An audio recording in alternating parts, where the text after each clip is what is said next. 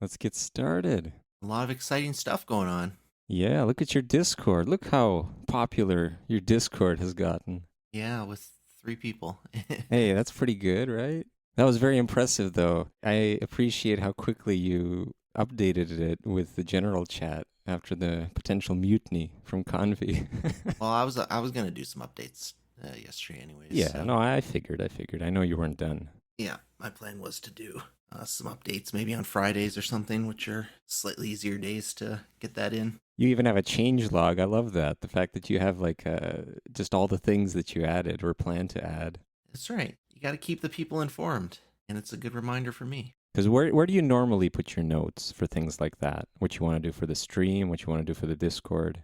In my head, It's just all in your head? Because I know you write stuff down, but sometimes I write stuff down and I'll put it in different places. I got a notepad in front of me that I use, and sometimes it's on my phone. Kind of depends on where I am when I think of things. Sometimes I just favorite videos or something like that, and I'll go back through them if I want to talk about something I saw in a video. oh yeah, like on the famous TikToks. Yep. So, or I'll bookmark a page, bookmark a web page. Let's do whatever I think is easiest. And sometimes it just means in my head. Yeah, see, I can never do that in my head. Every time I've tried, it's just gotten lost. It's been many years since I've been able to just store something in my head. I end up just using the note-taking app on Androids, Google Keep. So I'll put stuff as a shorthand there and then move it wherever it needs to go, whether it be on some other note-taking app on the laptop that I use for recording the podcast, or maybe it's a Google Docs if it's something else. It's all over the place. I wish there was more of like a... I'm inclined to put stuff in the cloud, but I've heard enough and I know enough to know that it's not 100% guaranteed to be a good place to store notes, especially. But locally, putting it locally, I have my own backups and stuff, but it's also kind of like you have that extra headache then. Ideally, you would store it in both, but I haven't found a way to do that I like enough. I don't know. I don't go that deep. Nothing I take a note on is all that important. So wherever it ends up, it ends up. I got to make a note of all my challenge run ideas. You got to have that. You can't be losing that. I don't need notes of that. You got your list of games that you want to play. Your S tier games, like the one that you're playing, Wushu. What is it? Wushu something? You love that game. Wu Chang? Wu Chang. No, even games that I want to play aren't really anywhere. Like, I just wishlist the game, and then, eventually I'll be like, oh yeah, maybe now's the time. Are you ever concerned that the wish list would disappear? I've had that happen so on Amazon, it's not a wish list, it's just what, like, saved for later, that list. Yeah, mine have disappeared there too. I've put things on my save for later, and it's pretty sparse now. It happened to me, and I was like, and like the whole thing disappeared. That was the worst part. It was like I had, maybe 20 items on there, and it was for this purpose of like, well, it's keeping track of maybe I need this in the future, I need that, and the specific brands and stuff for the device that I want, but it's all gone. So I've kind of backpedaled on storing stuff like that. I don't know. I don't care that much. If I don't buy it right away, it's because I don't care to buy it right away. A lot of times things that go into my wish list or things that go into, like the save for later thing don't get bought anyways. It's not the end of the world. Maybe I'll think about it again sometime and maybe I won't. And life goes on. Same with the wish list. Like if it were to disappear off my wish list or something, like, It was never meant to be, I guess, right? No, it's not like it necessarily will never come up again. Some stuff won't, absolutely. Some stuff will be lost to the void forever if that were to happen. What if it's an indie like, game that nobody else really knows about? It's like it's this diamond in the rough, and it's gone because of the wish list disappearing, and you're the only one who could have propped it up. Come on, wouldn't that be sad? No, it is like I said, it is what it is. Some games will pop up again, some won't, and life goes on. There's lots of games out there. There's lots of Amazon purchases out there. There's lots of podcast talking points that if I lose them, I lose them. That's one of the things we struggle with. I actually got some talking points this time around. All right, well, what do you got then? So the first thing I'll bring up is one of the Not older... feet. No, feet is coming up. Feet is coming up. We can start with feet if you prefer. No, we can't. I just said not feet. Well, okay, fine. We'll maybe touch on it, but we'll tickle the feet, but we won't actually talk about it. What's your first one? We're not tickling anything. What's your first one? So we talked about power creep several times, I think, now on the podcast. In animes, we're talking in about? anime, and well, I guess mostly in anime. It's mostly in anime because those are stretched out. So I was thinking about this because, yeah, it's like it's very prevalent, especially in things like Dragon Ball Z, One Piece, of course, but I haven't watched the rest of it. Maybe they've toned it down. Who knows? But don't spoil They it. have not. They haven't. I figured, yeah. So here's my attempt at solving the problem. So suppose that the story starts with the fighters fighting a level 2 boss. Like normally they'll be fighting like level 1, just riffraff. But now comes in a level 2 boss, so like Raditz in the beginning of Dragon Ball Z. Right. And then a couple episodes later, they encounter the next fight, or maybe, a few episodes later. It'll be like a level 3 boss. So I guess this is where Vegeta and Nappa come in. Now, maybe it doesn't work as well with Dragon Ball Z, but let's say you were writing a story. The way you would justify that, I think, is between that level 2 fight and level 3 fight, the fighters would have a handful of level 1 and level 2 fights, but they wouldn't be noteworthy enough to be shown because now they've gotten past the first level 2 fight. So what's the point of showing any other? It's basically at this point the same as the riffraff from the beginning. And then between the level 3 and level 4 fights, there are other level 1, 2, 3 fights. You also gloss over them because now it's just all old news, right? They beat Nappa, whatever. There could be 100 more Nappa. They can deal with him. So yeah, I think if I was to write a story, a shonen anime in the same vein as Dragon Ball Z, that would be my excuse. That would be the way I would justify the power creep because I would only show when it happens. They kind of do that though. Like in Dragon Ball Z, they train. Well, you're right, but see, that's my problem is that they train and we don't get to we only see the fights as they come in. So it does feel like a power creep because you don't see. It's as if every enemy is always stronger, and that's I think what bothers me the most. It's not that they'll be fighting. It'll make it seem like there's no such thing as a lower tier enemy at that point. I do appreciate, you remember. When Goku and Golden Frieza are doing their thing. Goku, I guess, is trying to recruit Golden Frieza, but he's not having any of it. And Golden Frieza is basically just beating up the henchmen, no problem. See, I like that because that really shows you that, well, no, there are still these nothing enemies. The tournament in that sense was actually a good thing because you get to see a lot of that. You don't see necessarily the top tier in the tournament. You see a lot of the lower. It's just in Dragon Ball Z, you do only you really only see the growth. It's very rare. I think I don't remember anybody who's at a lower level. Well, like I said, there's two sides of it. Like they do the training, so there were a lot of parts in Dragon Ball Z where they go into the hyperbolic time chamber, and there's a lot of parts in Dragon Ball Super where you got Goku and Goku and Vegeta with Beerus and Whis training. You don't have to show every beat, just the fact that it's happening. And the second thing is that fighting riffraff isn't going to make you stronger. You know what I mean? No, but that's why they wouldn't show it. But you're saying imply it, but they just imply it with the training, which I think is just perfectly adequate. But you want them to go back and fight weaker stuff. It just feels strange to me that there's always a new enemy and the enemy's always stronger. Oh, no, it's true. And that's the issue with power creep is that the enemy's always, not only is the enemy always stronger, but the characters always match it in some ridiculous way that invalidates the previous ridiculous way. So, the biggest thing with Dragon Ball Super, I guess it is now, is that, they reached this rank that was, it's less egregious in English, but, the Japanese translation is literally Super Saiyan God. Like you reach this rank of Super Saiyan God. And in the next storyline, it's like, well, Super Saiyan God means freaking nothing. And now they have Super Saiyan God, Super Saiyan. So now they have a Super Saiyan version of the Super Saiyan God. Is there going to be a Super Saiyan God, Super Saiyan God? And then that's not good enough. And so now you need this Ultra Instinct thing or different. The other thing is that you have so many other characters that, you have Piccolo and you have Gohan and you have Krillin and all them and the androids. And it's like, well, while Goku specifically, but also Vegeta are starting to achieve these ranks, it's very quickly invalidating literally everybody else. So you end up with, like in the most recent movie, like Piccolo has a transformation and Gohan has Super Saiyan Beast or something. I can't even remember what they call it.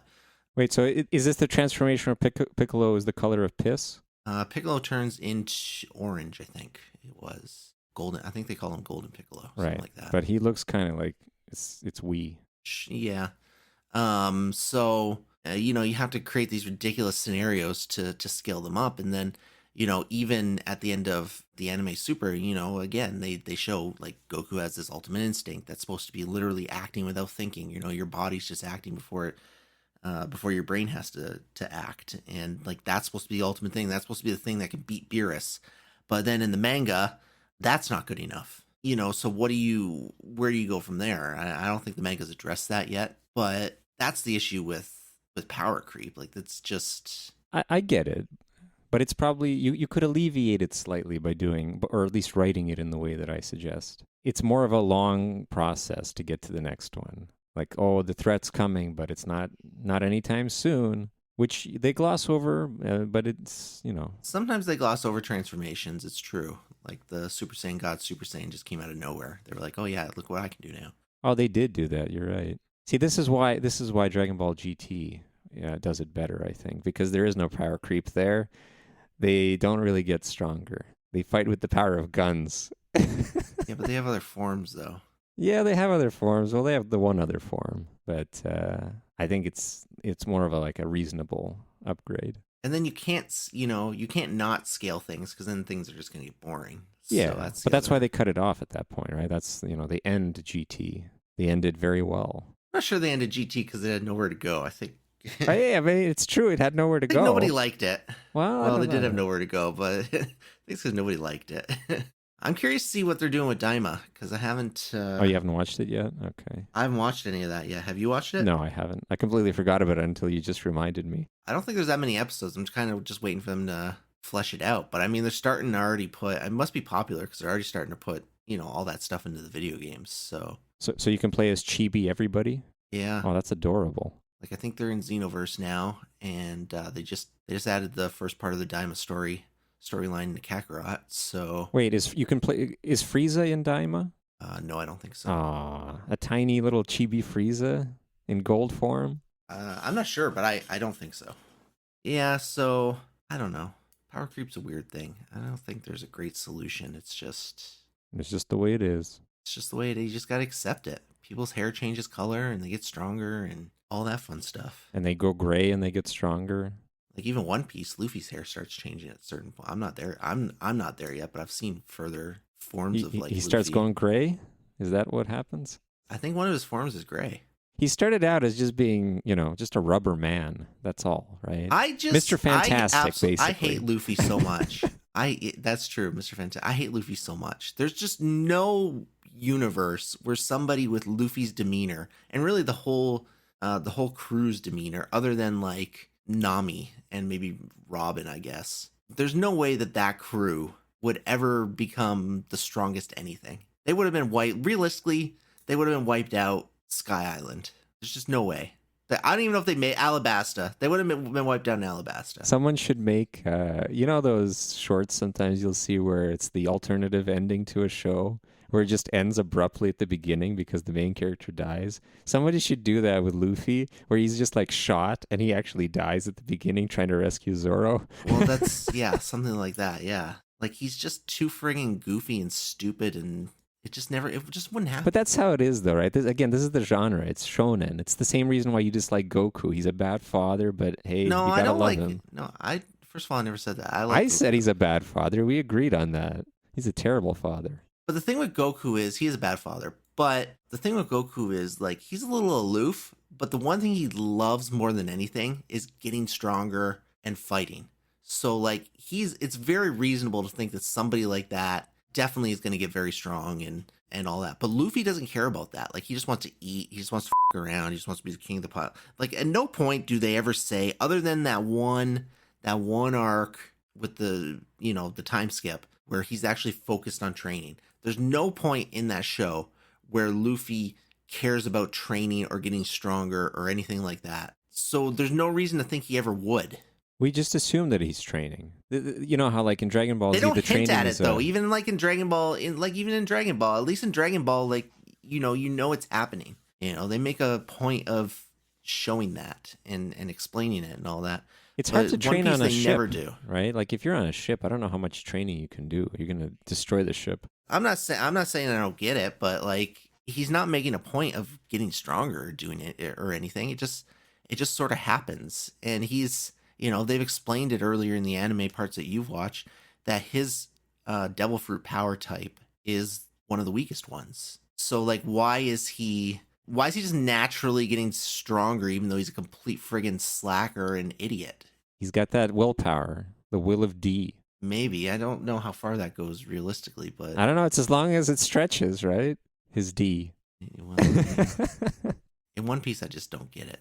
But we all love it. We all love One Piece. I do like One Piece, but he just drives me up a wall. And every major arc is like they all have to go their own directions and just screw things up individually. Oh, they split apart every time? Well, yeah, like Alabaster, they were all split apart, right? Skypiea, they were all split apart. That's how they grow. That they have to, because otherwise they're stuck on the ship together all the time. They hate each other. Well, it's true. So they got to have a rest. This is their way of doing it. And then Zoro will get lost, and then that separates him from other things. And, Usopp will run away scared. And it's all part of Oda's plan. I hope Usopp doesn't get scared anymore. I hope he's... No, he still gets scared. The coward group are still the coward group. Oh, come on. That's pathetic. Even though they're very and that's the other thing too, is like Usopp's still normal, but like Nami is very, very competent with like her skill set, and she's still a coward. Brook is very competent with it. Like, I don't understand Brook's character at all, because he's a good swordsman. Like, they even, like, when they met him with Zoro and all that, like, wasn't he like somewhat matching Zoro? But he's a coward. Chopper's got all these transformations, and he's even learning how to like control his, big ass transformation, and he's still a coward. So this show is teaching children that being a coward is all right.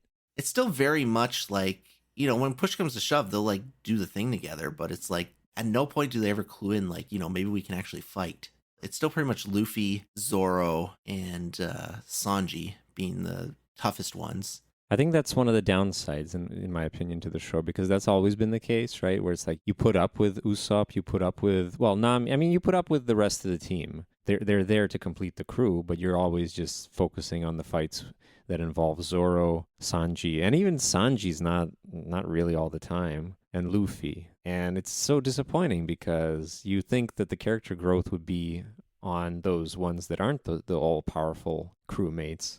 But apparently you tell me that no, they're still cowards, and they're still, they still struggle the same way that they struggled in the earlier episodes. And again, it just adds to my point where it's like, how is this crew the crew? Half of them are just useless. It just doesn't make a lot of sense. So I don't know. I'm still only like, I'm in Dressrosa now. I think I'm on episode 560 something. Only 560? No, I slowed down a lot. But didn't you get to like 800? I thought you got to like 800. No, I never got to 800. I'm on 560 something. Oh, okay. Because the time skip is what, around 360? I don't know. I don't remember. But still, like, I could have sworn you said earlier, some other time, maybe a year ago now, that you were on 600, 700 or something. Oh, I'm on 657, sorry. Well, there we go. That's closer then. 657. So I'm right in the middle of Dressrosa, which is great because when I finally finish this arc, I can finally go back and finish the video game. Oh, that's you paused the video game because of that? Okay. Yeah.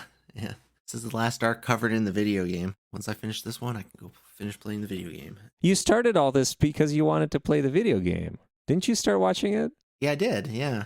And I got through the 3 things. So what did it cover? It covered Alabasta, the fortress place before he got captured. What was that one? Ennia's Lobby and... Ennis, Ennis, yeah. Water 7? Water 7, yeah. That was it. It covered Water 7. It covered the big fight. So Ennia's Lobby, I think. Ennia's Lobby. Yeah, it covered Water 7 and Ennia's Lobby. And then it also covered Dressrosa. Or Marineford. Marineford was the big fight. So Alabasta, Water 7, and Marineford, and then Dressrosa. I was playing the game as I was going, but I was going so fast at the time that I was keeping up with everything. But now, Dressrosa's so far past Marineford. Oh, there's a bunch of stuff in between? It's like 250 episodes between Marineford and Dressrosa. Is it just filler, or is it because it's just not in the game? Well, it's just not in the game. They skip around, I guess. Well, it doesn't cover the game so much. The whole thing is, the game is the crew gets stranded on an island. This is sometime in the future. I don't know exactly where it falls in the story. They get stranded on some island, and something like takes away their memories of their powers and all of this stuff. So they actually have to go back into their memories. Oh, that's neat. So that's how they do the. Oh, you took all my upgrades away. I have to get them back again. Yeah. I don't remember exactly what the story was, but they lose all their powers and they have to go back into their memories to like get them back. So they're revisiting as their future selves, really. Like they're revisiting those major plot points. So there's like points in like Alabaster where like Robin won't join you because she doesn't want to like see her villainous self. Wow. Look at her. Back when La she was di like da. with Sunday and all that. So there's stuff like that. So it goes back and revisits things. It does it in a very abridged way. Yeah, so I didn't want to play Dressrosa. Or I didn't want to... So I was only playing the parts that I was watching. So now I got past... so now I'm finally getting up to Dressrosa, but I still got like 60 episodes to watch of that. But I'm getting there. I've slowed down significantly, but every once in a while. You get the itch. Well, the episodes are only like 15 minutes, so it kind of depends on, like, I watch them when I eat. So it kind of depends on, like, how much time I have or whatever, what I watch. Like, a lot of what I watch is, like, 45-minute stuff, like, full hour stuff, right? But if I don't have that kind of time, I just go, oh, well, I'll watch a One Piece episode or two. Because it takes, like, less than half an hour to watch 2 episodes. You should just binge it one day. Do a marathon. I know I should. Well, stream yourself that's watching. what I did originally. No, but stream yourself watching it, but only show your face so you don't get the copyright strike. And then you see how you look after 24 hours of One Piece. 24 pure hours of One Piece. How many episodes would that cover?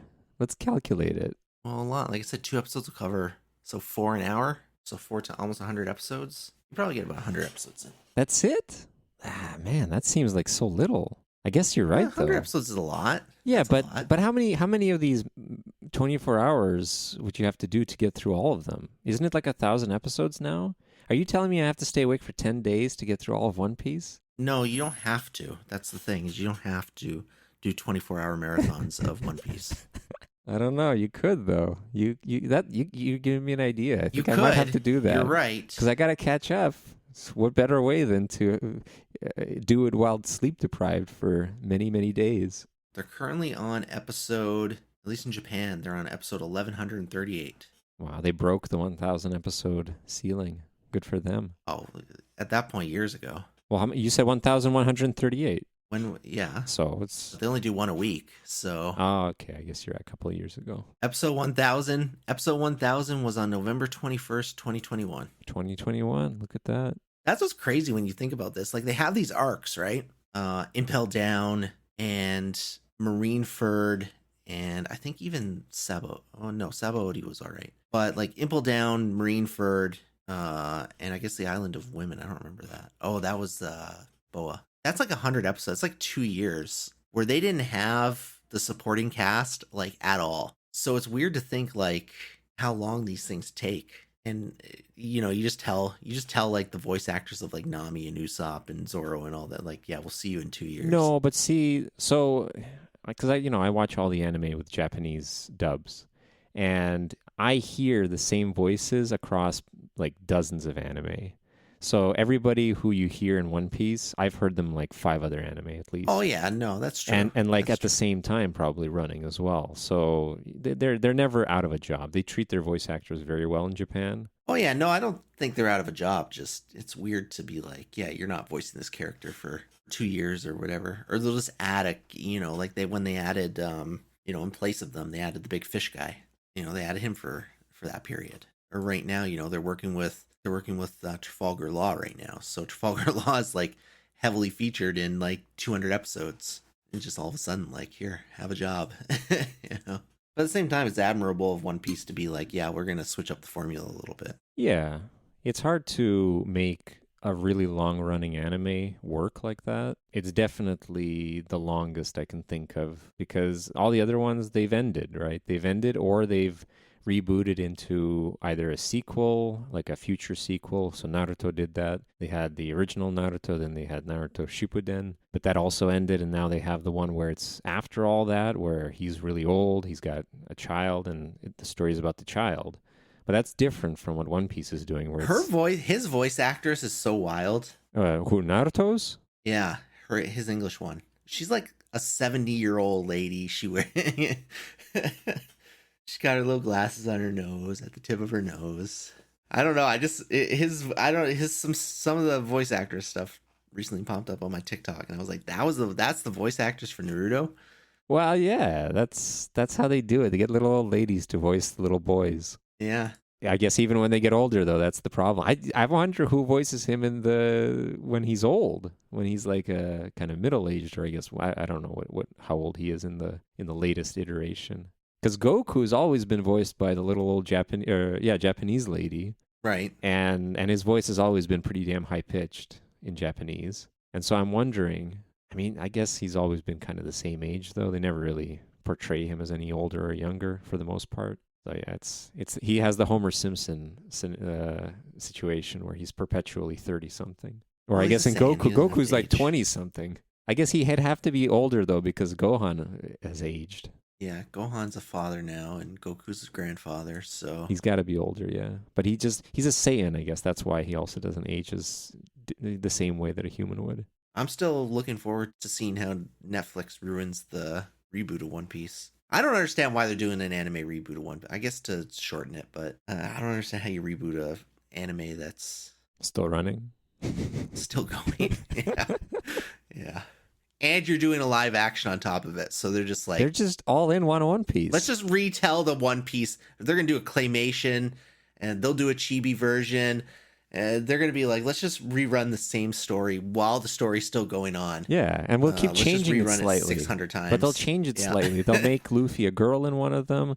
They'll make Zoro black, and then they'll flatten Nami's chest. They'll have to do all these things. Well, they already did that, so No, that's but even in already an done. anime iteration of it. They definitely will. They definitely are going to tone down any exaggerated proportions. Usopp's nose, they're gonna trim it. That's considered It's going to be phallic. just a normal nose. He's not gonna be packing the schlong anymore. Yeah, just a normal nose. That's it. It'll be interesting to see what they do with that. Still stupid to shop it to Netflix, but whatever. Well, whatever. Who else is gonna pick it up? Well, it doesn't need to be picked up, but B, Netflix is just gonna cancel it halfway through. It's gonna be like season 3. They're gonna be sitting at Marie. Oh, Ace is gonna die next season. Netflix cancels One Piece.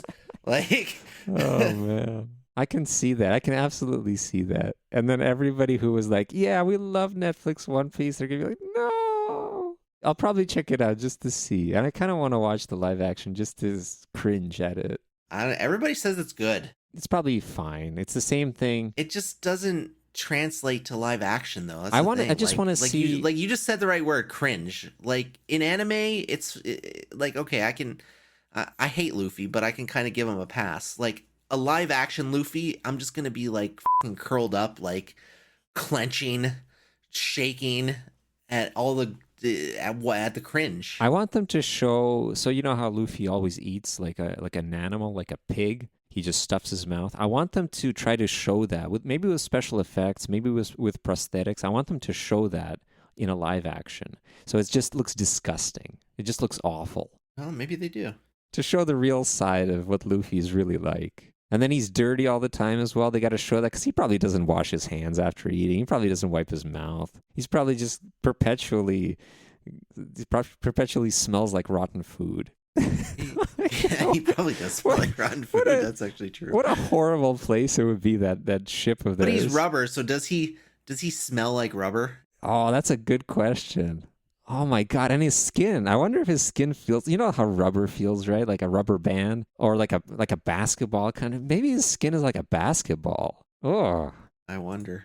they never play into this stuff in the anime and the manga, nothing like that. But it's great talking points, right? Like, wouldn't you want to know? Because they're pirates. They probably all smell. Well, you'd think that like the ladies, because they seem pretty sophisticated, they wouldn't. Yeah, maybe Nami and Robin are all right. Probably Sanji is. Sanji likes to keep up his Sanji appearance. probably smells, but he puts on a lot of cologne. He's the type that like smells like ass, but he just covers it all up with a cologne. That's probably true, yeah. But I can't see Zoro caring. Zoro No, wouldn't care. Zoro wouldn't care. Absolutely not. Usopp, I think, is just naturally dirty. I don't know why. He's like Luffy, but he's like Luffy. Like I just don't see him being a clean person. And Chopper is a literal animal. Yeah, so he's just naturally dirty all the time. Yeah, and Brook is literally a skeleton, so there has to be something coming off of him. Well, he probably polishes his bones, I think. maybe, but polishing is not But I'm cleaning. wondering if he like does he have organs or like how does he work? He's a skeleton. Does he have any No, innards? I think he's just a Oh, skeleton. so he's pretty clean then. I wouldn't imagine bones smell unless they're rotting, but they wouldn't be because he's kicking. Yeah, yeah, I don't know, I think but Brooke would be pretty clean. I think he would be the the meticulous kind of like let me use a toothbrush on all my bones. yeah, you might be right. So yeah, mostly it's just Luffy, Zoro, and Usopp that I would imagine being smelly, Yeah, but still, that's a big chunk of the and crew. Chopper, and Chopper. That would just be awful, I think. Because people will be like, "Oh, I wish I was part of the Straw Hat Pirates. I want to be on the Going Merry with them." I'd be like, "No, no, I don't want to do that. That's awful. No, Let me be Hawkeye, Mihawk, the one who just sails on his little raft. He's all by himself. He can basically just destroy anything. Like, let me be.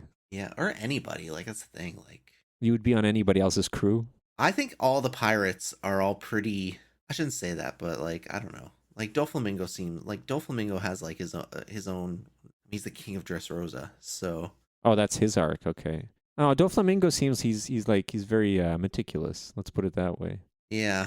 I don't think he'd be dirty. No, he wouldn't be dirty. But yeah, they're probably all clean except for the One Piece pirates. so so they're the messiest, they're the weakest, they're the loudest and most obnoxious, they're dirty, they're smelly, and yet they're gonna be the kings of the pirate world. Yeah, like they're every negative trait you can think of, but somehow they're just stronger than everybody. Yeah. Maybe it's because of the dirt. Maybe the bacteria that's growing on all their bodies is what's keeping them alive and giving them power. Maybe they all have tapeworms and the tapeworms are doing the thing, doing the Futurama thing. With how much Luffy eats, he definitely has Oh tapeworms. yeah.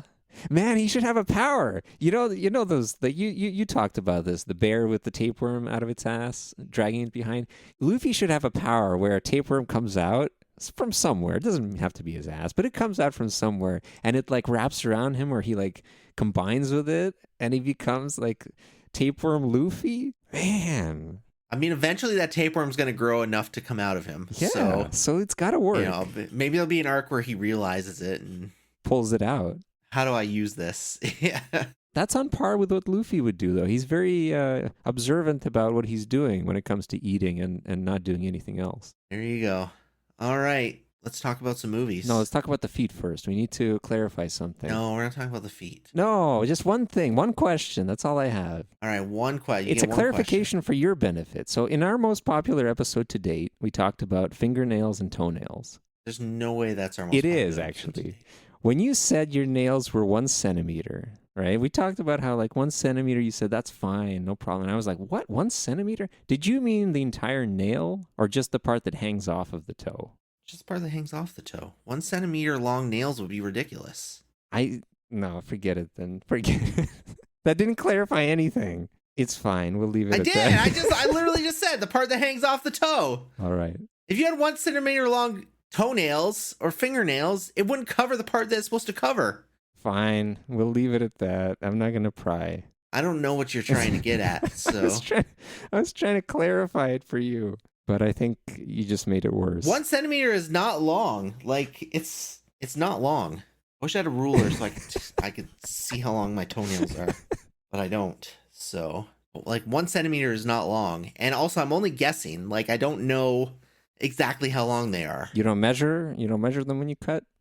No, I can't say I do. Anyways, let's talk about this movie. Let's talk about the movie. We have a lot to talk about for this movie. We watched Fat Girl. We watched Fat Girl from 2001. What a movie. It's a very let's preface this by saying, like, if you're somebody who's like, let's watch what these guys are watching, it's a very difficult watch. It deals with very sensitive subjects in very sensitive demographics, and it's about a 15-year-old girl who, while on vacation, gets into a relationship with a older Italian college student, and while she's getting coerced into having sexual relations with him, her younger 13-year-old sister, 12-year-old sister is kind of there for the whole thing. They're sharing a room. They share a room while this guy's like having sex with her and convincing her and to do various sexual acts while this little girl is in the room with them. And so the 15-year-old's conventionally attractive, the 12-year-old is not, which doesn't really factor in too much to things other than the 15-year-old constantly calls her like fat. Yeah, I don't. They got a weird relationship. The older Yeah, and the she was very younger. mean, and then other times they were like trying to smooth it. She was always trying to like smooth it out. Yeah, I don't know. It's like I feel like there's a lot of trauma there from just their family doesn't seem very good. The mother was iffy, and then the father was a workaholic. I imagine that's just the low opportunity we had to see his personality was just I got workaholic from that. Yeah, oh yeah, for sure. For sure he was a workaholic. And the mom was just like whatever. But they actually so anyways, it deals with, I mean, at the end of the day, it deals with two different forms of rape. The 15-year-old girl kind of gets coerced and into having sex with this much older guy. The guy had to have been like 22 versus, 15. And that's a form of rape. And then at the end of the movie, some horrific stuff happens where Did you hold on a second? Let's talk about the ending because I was just sitting there. I was like, okay, well, whatever. This movie's gonna wrap up soon, and then suddenly, bam! The windshield gets smashed. Like, my God! I thought she was having a dream. I thought she was just having a nightmare at that point. It was just, we're gonna cut to we're gonna cut out of there, and then everything's gonna be fine again. She'll wake up. there are some people who theorize that it was a dream, but I don't think it was a dream. It was sudden. It was a very sudden twist. I think they did. They Yeah, pulled it off. it came out of nowhere. Not since like a horror movie, even better than a horror movie because you don't even expect it in a movie like this. Yeah. I thought maybe they'd have like a car accident or something because they kind of foreshadowed it a little bit, but no, it was just this sudden thing where they're parked and boom. So yeah, it's a very, very graphic. It does deal with, and they show a lot. They show a lot of genitals. There's a lot of nudity. Well, it's a French movie, so I think most French movies they'll have nudity and genitals, but this one is like it's from a place of hate, not a place of love. Yeah. So very, very difficult movie to watch, especially if you don't like those kind of scenes and all that stuff. But very difficult topics. It's about how teenage girls view sex, view love, view virginity, and then just how they can lose it in the horrific ways. Like I said, they're both rape cases. At the end of the movie, the younger girl has definitely the more traditional experience of it, unfortunately. And again, they show quite a bit of that.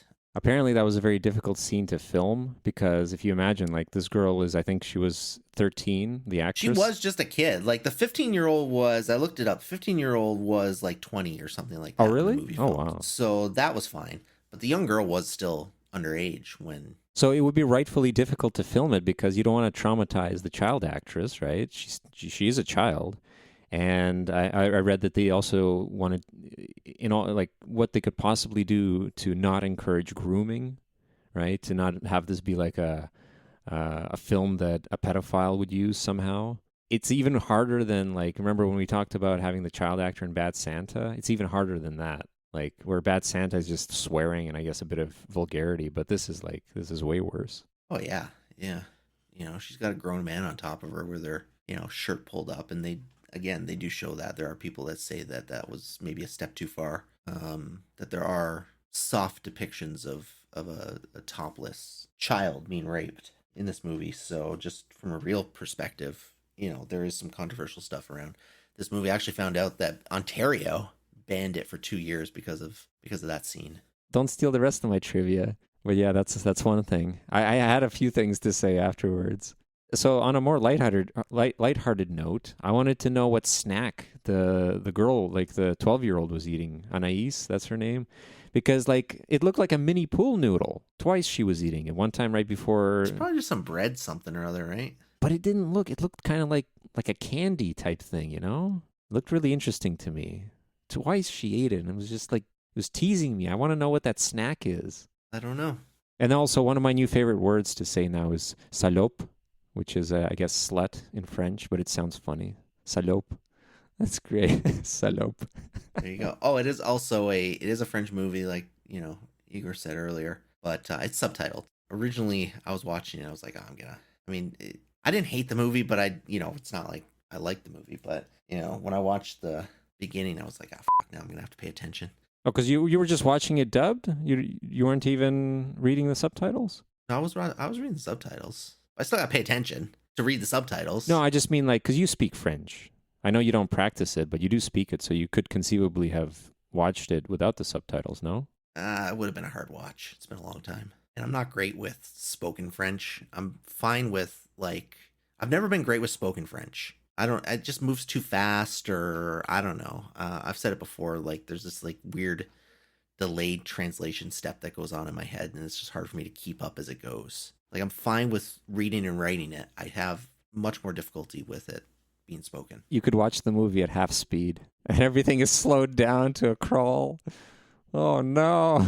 Put the penis away! Put the penis away! They use a lot of terms that, I didn't know, like a lot of vulgarity and all that kind of stuff too. So that's true, yeah. Like salope. I did notice there were a lot of parts though where, and I this is probably pretty common in subtitled movies, where the actual spoken word didn't really match up. The tone of it did, but it wasn't like, there were parts where I was like, you could have just left this the way they said it in French and it would have been fine. Not that I could point any parts out, but I know enough to be like, yeah, that's not what they said.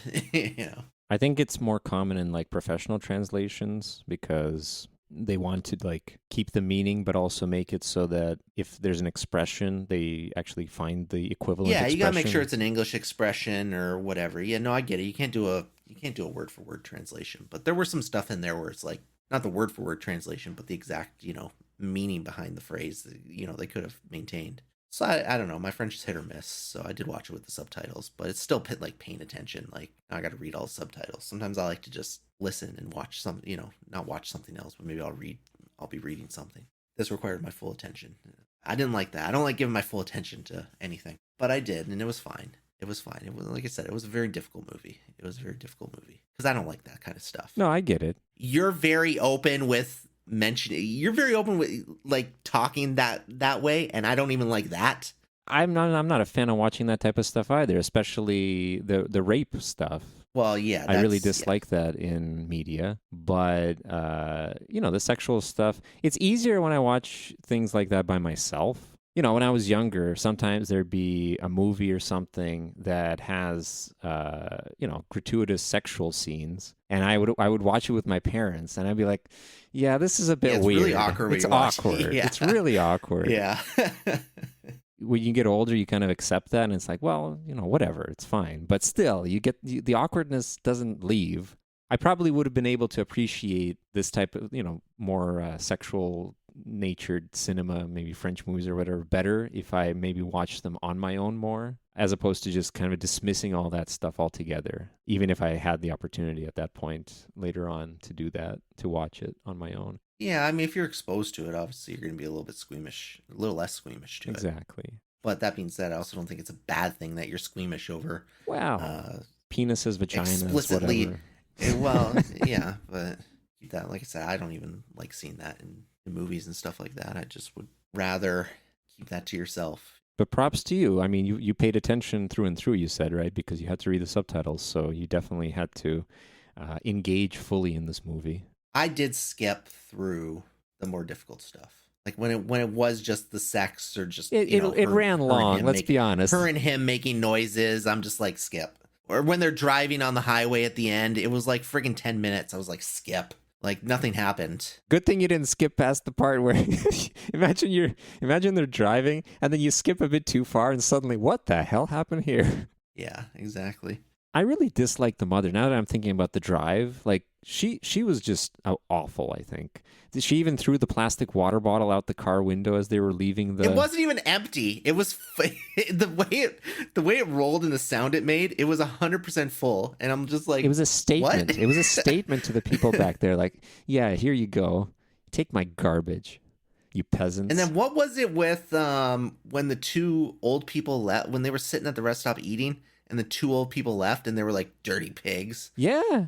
The 15-year-old was whatever her name was, Claire. What was her name? Elena. Elena said, "Oh, they're French." I said, "So are you." But not the good kind of French. What are you talking about? I just don't get, like, if a parent, like, okay, let's backtrack a little bit.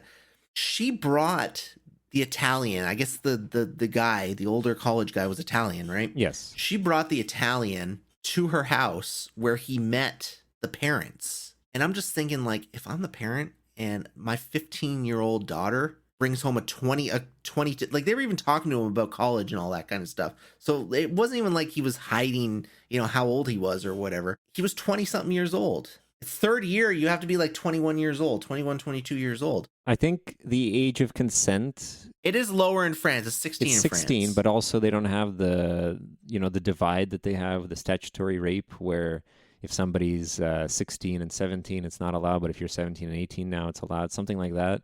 They don't have that, I think. So it's like once you're 16, it's fair game. And that's probably what they were banking on. Like, oh, well, he's not going to, he seems like a nice enough guy. He's not going to do anything until she's 16, which is just it's a number at that point. So I don't even know what they were thinking in general.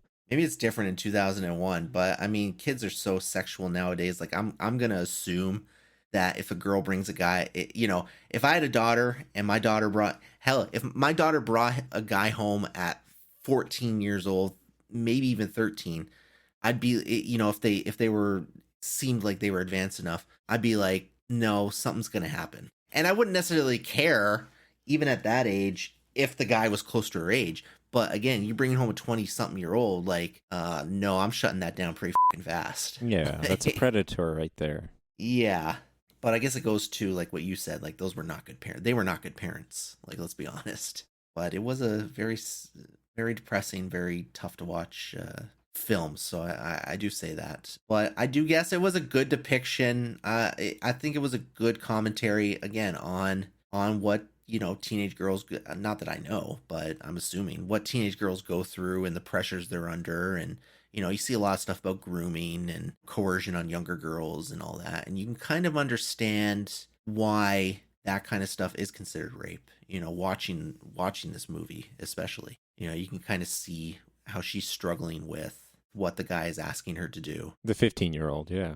Yeah, well, how the 15-year-old, how he slowly starts breaking down her walls. Stupid stuff like towards the beginning, they, one of the first things they do is, oh, let's have anal. It's not sex. Okay, well, that convinced her, I guess. And then he fake proposes to her to actually get to have real sex with her. By stealing his mother's ring that he says is like his grandmother's, but also the mother's ring is apparently her sentimental memory of another lover she had. One of the many. Dude, she was a nutter. One of the many rings she keeps of all the previous lovers she had. It baffles my mind. She was like, I have some very, every time I go travel, I take some very expensive pieces of jewelry with me that are from past lovers. And then she goes, I also take some costume jewelry with me. I'm like, why do you take any of that? What are you talking about? Like, she was all over the place. That was the comedic relief, I imagine, at that point in the movie. Yeah. But very, very interesting. Very interesting movie throughout. And then even the way the 12-year-old kind of, during her situation comes to accept it. And you see the foreshadowing at the beginning where she says she doesn't want to lose her virginity. It opens up with how they each want to lose their virginity. And, the 15-year-old says, oh, I want it to be with somebody I know and love and all that. And then you see how that's twisted throughout the movie. And then the 12-year-old says, I don't want it to be with somebody I love, because it's not, from what I heard, it's not a pleasant experience the first time, and you're inexperienced and all that kind of stuff. So just get it over with. And so she kind of got what she wanted too. And for whatever reason, she was accepting of that at the end of the movie. What confused me the most is that when they, at the very end, her last line is like, he did not rape me. Yeah. Which I still don't really understand. Because I think she wanted it. Because even when the guy was raping her, she put her arms around him and kind of like accepted it. Like, not at the very beginning of it, but she accepted it. So I just think back to, she was kind of sort of okay with it. Well, for two reasons. I always like to look up some of these more complicated movies afterwards and see what people think. And, a lot of people pointed out that this guy, for the first time, especially in the movie, this guy chose her over the other ones. Oh, I see. Okay. Yeah, it's a bit So twisted, throughout the whole movie, and morbid. She's being put down and ignored and all that kind of stuff by her parents, by her sister, by the Italian guy. But at the end of the movie, in some sick way, the guy kept her alive and said, I'm going to, keep you alive. I'm going to choose you to rape, which is, messed up. But, so that might be something that went through her mind. But also, like, that's kind of how she wanted to lose her virginity. So maybe she saw it as it's not a great situation, but this is what I said I wanted in terms of, losing my virginity. And again, it goes to, the pressures that young teenage girls, have in terms of their virginity and how they want to lose it and the fantasization of it. It was still messed up, don't get me wrong, but I think you could see the justifications about why she said that. And she's 12 years old. Like, if that's what she really wanted, that's going to override any, like, this is wrong, right? Yeah, no, I get it. It was still messed up, though. It was still messed up, though. And in most courts of law, like, they're not going to say, she wanted to let the guy go. Well, other than the other stuff. Well, that's the thing, right? He murdered 2 other people. Yeah. In the end, it wouldn't matter that much. But regardless, like, a 12-year-old can't consent. I don't know how it is in France, but, 2001 France. But, in North America, a minor can't consent. It's still rape. A 19-year-old has sex with a 15-year-old, or a 20-year-old has sex with a 15-year-old, or whatever. Even if the 15-year-old says okay, it's still technically rape. Very difficult movie. What other trivia? Do you got any more trivia for us? Yeah, so let's finish the discussion by talking about a few more pieces of trivia. I got all these from IMDb. So the first one is, it's kind of related to the Ontario thing, I guess. Well, maybe not. But a man was arrested by Canada Customs and Revenue Agency in July of 2003 for importing a copy into Canada on the grounds that the movie constituted obscene material. Now, I was more interested in, from this trivia, I was more interested in the fact that this government entity is known as Canada Customs and Revenue together, right? Apparently, it only existed until December 2003, and then it split into Canada Border Services Agency and Canada Revenue Agency. Now, given the timeline of the events, I like to think that this movie is the reason why it's split up. I doubt it, but maybe. I'm gonna assume that. But then, okay, so the next one, the scene where the mother slaps Anaïs's face. You remember that one where she actually, in the store. Yeah. It took 13 takes. The last one, which is actually the one shown in the movie, is for real. So what did she do for the first 12 takes to make it not real? I don't get it. Well, they probably just couldn't make it look good. She just keeps slapping. So eventually they just talked him into like saying like, can we do it for, probably talking to the girl or the girl's parents and being like, can we slap you for real? Get it out of the way. Yeah. I would think when it comes to a slap, it's different with a child, but I think if it comes to a slap in most movies, they probably do it for real. Like, a slap is innocuous enough that, obviously if it's a punch or something like that, you can't, but I think a slap is innocuous enough, especially coming from a smaller woman, that they, the easiest way to do it is for real. And they probably just try to skirt around it with because of child, but. Yeah, it's difficult, I think, to make movies like this when you have a child actress like that. It's like to have the physical abuse as well as the other situations. And well, you'll like this one. So that wasn't a real penis on the screen. The actor wore a prosthetic for the sex scene. Yeah. I guess his real one was just too big to show. I was thinking, by the way, that guy died just a couple years after that movie filmed. He overdosed. But during that scene, I was thinking, like, obviously they're not doing anything, right? I don't know the ins and outs of that, but I still think it would have been, those kind of scenes are just weird, even just from the actor's perspective. Like, here he is lying next to her naked with his, dong out. And I'm like, is there like any kind of accidental touching or, weird stuff like that? You got to make it look real, but you got to avoid doing anything.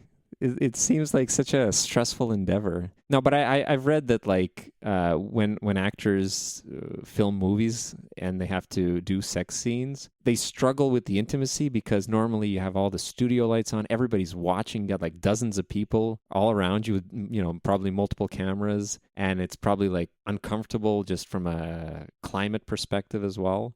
So no wonder he had to wear a prosthetic. He probably wouldn't be able to keep it up. Let's put it that way. Well, I don't think he needed to necessarily, but well, for the sake of the movie, they really wanted to show that this is what he's at right now.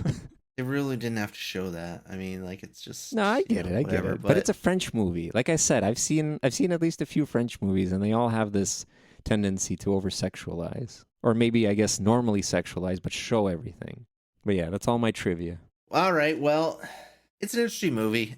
I mean, it's not something that I'm not going to sit here and say it's bad. I don't think it was a bad movie. I think it's very situational. Don't bring your kids to watch it. Don't think it's like a teenage girl movie. It's not. No, it's not. I also don't think the title was very appropriate. Like Fat Girl. Like, I don't think. That's the English title, though. Yeah, that's the English title. The other one is To My Sister. But I think they should have kept it as To My Sister. Yeah, I agree. Seems a bit blunt. I don't think the young girl, I don't think Anais was. I know they tried to frame her as the main character, but she wasn't really. The bulk of the story was the relationship between Elena and the Italian, and it really was just kind of, slightly through the eyes of the younger sister, but still not even entirely. So it was just kind of weird, and it really didn't have a lot to do with her being, overweight, other than some barbs or whatnot from the sister. I think I would have stuck with the To My Sister. So anyways, I'll just point that out. But not a bad movie, but very difficult watch. And if you don't like the sensitive subject matter, maybe something actually to avoid. King of the Hill? Well, so this isn't one of those weekly rewatches like Abduction. No. Well, And yep. as a result, no, I think the movie was well done. Again, I don't normally watch movies like this, so it's always, I guess, in some ways a benefit to have this random reviews every 2 weeks. But no, I'm sticking with Pump Up the Volume. That's a movie that I'll watch any day of the week. That's a daily movie. Hey, you just got that on. You got that on repeat in the background. If I could, I would, but everybody has a limit to the number of hours in a day. Like I said, that's why you put it in the background, just so it's always there. But then I'm just gonna start becoming Christian Slater, and nobody wants that. Well, yeah. Which is worse, Normal Igor or Christian Slater? Christian Slater, Igor. Yeah. That's like doubling the personality. That might be true. Yeah. And how about for you? Yeah. No, I'm sticking with Ride Along. Keep it lighthearted. I definitely prefer the lighthearted stuff over that. I don't mind sensitive, serious stuff, but that was it was a little much. Like I said, it was well done, but I wouldn't watch it again. Just put it that way. All right, your turn. Let's pick the next movie. What do we got? Random movie generator. Take me away. Marcel the Shell with Shoes On. What? Hold on. Is this? I hope this isn't a short. Marcel the Shell with Shoes On. 2021 American mockumentary film combining live action and stop motion. It is based on and serves both as the direct standalone sequel and prequel to the series Marcel the Shell shorts. Sequel and prequel? So it's wrapping around? Probably because it probably goes across a series, right? But yeah, okay. So it's fine. I think we're safe, and it's not French. So for your sake, it's fine. It kind of looked French. I know. It's, yeah. Well, I don't know. It's probably, we'll see. It's completely different. This is interesting. Yeah, this is an interesting. Marcel the Shell with Shoes On. And I guess it's 2021 if you find yet another one. All right. The Shell with Shoes On. It doesn't even look like a shell. I guess it does, but they have it so done up that he's got like a big friggin' eyeball in the hole, and he's got his shoes. And all right, well, the title tells you what it's about. Yeah, 98%. It's pretty well rated. It's gonna be a banger. Some good accolades. Won a lot of awards. Won a Saturn Award in 2022. Saturn Award's a pretty big deal for indie films. This is probably gonna be fun for the whole family. I can't tell who this is for. That's the thing, is I really can't tell. Well, there we go. Why don't you tell us what our word of fortnight is?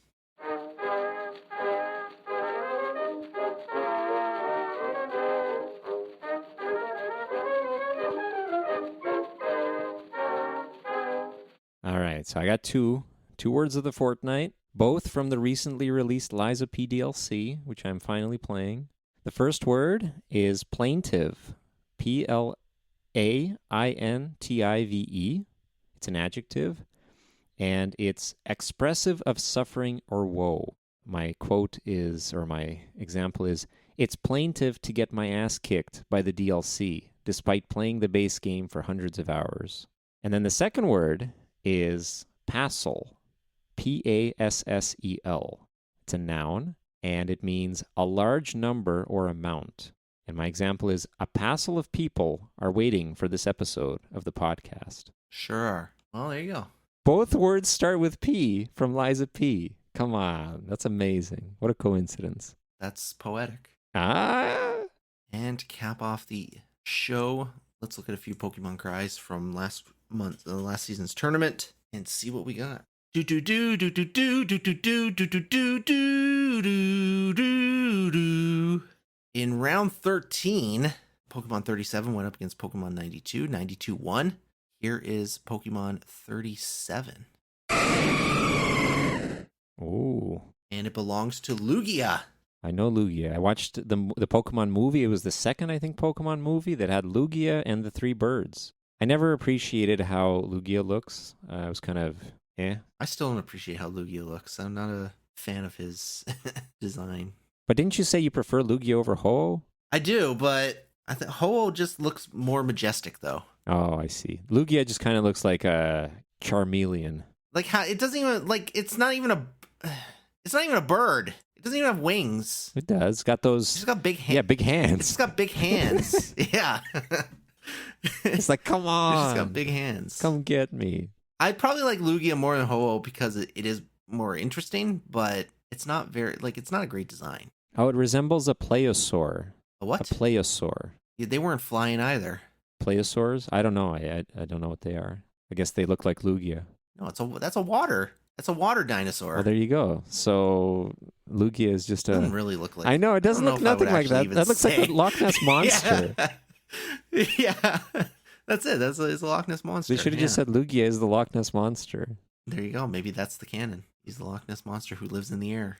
That's why nobody can find the Loch Ness monster because they're not looking up. Maybe that's it. Maybe you have to ring a bell on top of a tower and then the Loch Ness monster will show No, up. the photo that they took of the Loch Ness monster, the rare, very rare one where you can see the rare sighting of it, where it's just this shadow of its head. It's because it was just having a dip. Normally, it's up there in the sky, but people are like, "Oh, it's in the water. It lives in the water." No, you bathe. You don't live in the water. Why can't it? That's true. And there's a Shadow Lugia from the XD series. Oh yeah, okay. So the XD series were a very weird series. It was just 2 games in the GameCube generation where you wouldn't capture wild Pokemon. You would capture trainers' Pokemon. And you were part of, I don't know if you were part of the bad team. Maybe you were good. I don't remember the whole story. You were stealing just stealing specific. Because you can only steal specific Pokemon. It's not like you can steal any Pokemon. But it was like Pokemon that had like a shadow aura or something. You could steal them from trainers. Oh, it's to save them from themselves. Something like that. I don't remember the full thing, but I always wanted to go back and play those. I just never have. I played one of them when I was younger, but I never played the other one. But yeah, so there was a Shadow Lugia from that. I thought he had an alternate form too in like some of the newer games because they do the alternate forms, right? But I don't see that, so maybe he doesn't. All I know is Lugia the way Lugia looks right now. Yeah, you only know the Lugia. The one that's on the right. box art. That's right. Oh yeah, it is a cover Pokemon for Gold and specifically for Silver. Yeah, 2nd gen, old school. So his sound is a little bit more old school. That's probably also why I like Ho more, because I like gold over silver. Thank you very much. Yeah, you're fancy like that. The gold ballroom kind of guy, not the silver ballroom kind of guy. All right, and Lugia got beat out by number 92. And that is Ogerpon. Ogerpon's probably going to be really beastly. What the hell is this? I can't even tell what it is. Where's the head? Goofy looking Pokemon. Oh, it's like a mask. Okay. Oh, it's adorable. Oh, she's holding a mask. She's holding okay, a mask. Or maybe it's attached at the shoulder. It could be something real. No, they're masks. Teal mask, Wellspring mask, Hearthflame mask, Cornerstone mask. Okay. And they're from the most recent generation, Scarlet and Violet, but the DLC for it, aptly named the Teal Mask. Everybody loves the DLC. It's like a little cute leaf-like thing. What type is it? It is grass. Leaf-like thing with big starry eyes, literally. And it carries a ugly mask around, probably to intimidate people because it sounds like this. A spring. Who are you going to intimidate? Yeah, sounding like that. Nobody. And it got knocked out in round 3 by Pokemon 5, which we haven't gotten to yet. So didn't make it too far, but it made it a little way. And it has a bunch of different masks. I don't know how that works. I think it changed the type. Is that what it does? Change the Well, type? it looks like it. Yeah, it adds on. The teal mask is the default or just the basic one that sticks to grass, but then the other ones are either going to be water type, fire, or rock. That's amazing, though. You can have a Hearthflame mask, which gives you grass and fire type. Oh, yeah, I see that. Grass and water. How does that work? Grass and fire. Grass and fire seems so contrary to each other. Oh, and it's 100% female, so you can say it's a she. Yeah, no, there's some grass and fire Pokemon out there. That's not even like a rare combination. I mean, it is for me, having only played the first couple gens. Yeah, no, that makes sense, yeah. Kind of an interesting Pokemon, honestly. Yeah. What is it supposed to represent, though? Like, is it just a little girl who's possessed by some spirits? You can argue that case for a lot of Pokemon, for a lot of humanoid Pokemon. Oh, well, let's see. What's the Pokedex entry? It doesn't say much about them. Oh, well. Yeah, who knows what it's supposed to be. It's just a little thing with a mask and likes to be mischievous. It's a humanoid thing because Game Freak couldn't be bothered to come up with something better. Humanoid Pokemon are exceedingly prevalent. Well, they're getting more prevalent because they're running out of real ideas to use. Exactly. Can't wait till their next one, see what they're coming up with. Yeah, because they're well over 1,000 now, so it's a lot.